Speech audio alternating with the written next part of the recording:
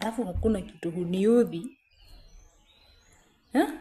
Kitu yani mtu anaingia WhatsApp, anapata ulikuwa umeingia mbele yake. Sasa anaanza kukutext ati. Yani unaweza ingia online na usini message na usini text. Yani unaweza ingia WhatsApp na usini text. Kwani who told you nilikuwa nimeingia ndio nikutext? Yani mtu hawezi kaa maisha yake ikiwa tu free. Ile niko free.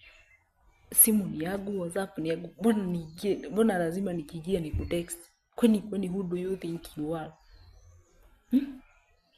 Na hii tabia ingine ya mtu anakupigia simu, anaketi vizuri, kwanza ananunua credit, anaketi, anakupigia.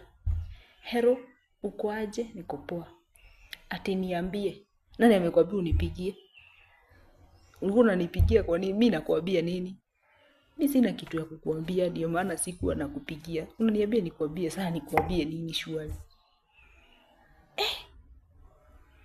Napatana mwingine na yeye, ati hello. Uko busy? Hapana. Tuchat FB. Kwani uganichat sija reply, lazima unipigie uniambie. What is wrong with you guys? Mambo zingine mnazifanyaga zikuwe gumu.